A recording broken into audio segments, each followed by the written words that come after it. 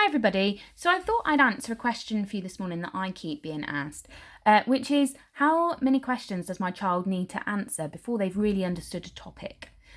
So for me, it doesn't matter how many questions you answer or how long you spend on it. It's about doing the right thing at the right time in the right way. And that really involves using and getting the right picture and image in your head about the concept. So when I was at school, we were taught algebra. And it was written like this. So it was very abstract. So for example, if you take the question 3x plus 1 equals 28. So I was told whatever you do to one side, you have to do to the other.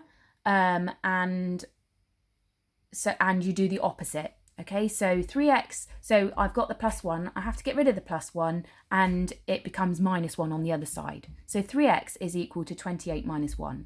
So therefore 3x is 27. X equals 27 divided by 3, so therefore x is equal to 9. I did this, I managed to do it in the end. Did I understand it completely? Not really. So here's the image that I showed in one of my sessions last week. So it's all about, algebra is all about balancing. So the equal sign actually means is the same as, okay? So 8 is the same as 3 plus 5.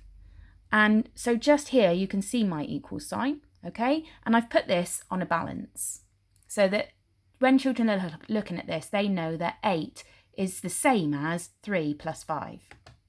So algebra is all about keeping that balance, okay? So if you add something to this side, for example, we've got 3 plus 5 plus 1, and that makes 9, okay? So 9 is more than 8, which then with that balance means that you would end up having the tip so that that side is heavier than the other, okay? They're not equal any longer. Okay, so I've now moved so that I've got the equal sign at the top here, okay?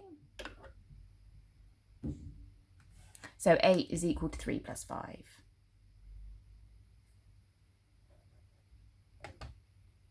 Okay, the other way of showing this is introducing the greater than and less than signs.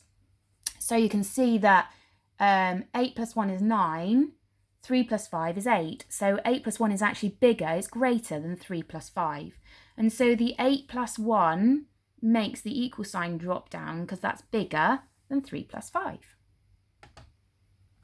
By the same token, if we switch it round, 3 plus 5 plus 1 equals 9, which is bigger than 8. And so you've got the change in the signs there, okay?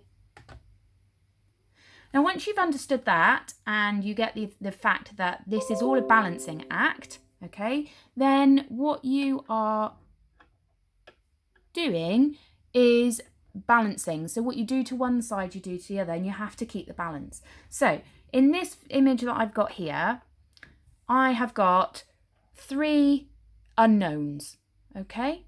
Now in algebra, we usually equate those with the letter x because then the letter x just simply means that you don't know what it is, okay? So we've got 3 lots of an unknown, 3 boxes, plus 1 balances with 28 because we've got 10 plus 10 plus 8, okay? So they all equal the same thing. So you take it step by step then, okay? So the first thing that we need to get rid of is the 1. We need to isolate the x. So we're aiming to get just one of those boxes on its own. And the first thing that you then need to do is get rid of the plus 1. Now to get rid of the plus 1, you need to take that away from there, okay? So if we take away 1 there, we then need to take away 1 on the other side because they still need to balance, because at the minute, whatever that equals without that plus 1 is not the same as what's on the other side any longer. So we now have exactly the same again on each side, okay? And that balance is really crucial in understanding what's going on with this because you're trying to keep them the same. So now you'll see we've got 3 boxes left on this side is equal to the 27 that we've got on this side.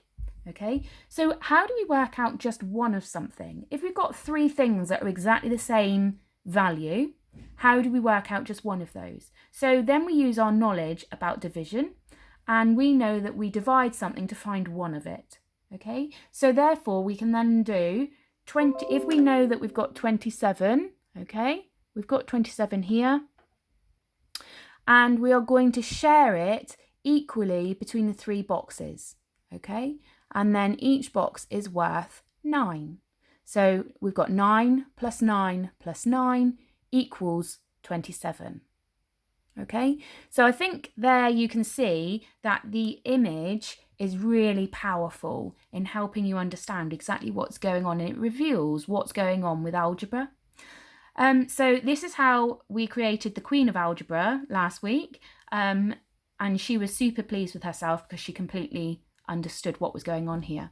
So in my tutoring that I do in my sessions, it's all about finding the right image, presenting it at the right time to make sure that somebody has a really good understanding about what they're doing.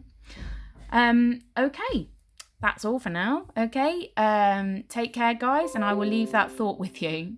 Bye.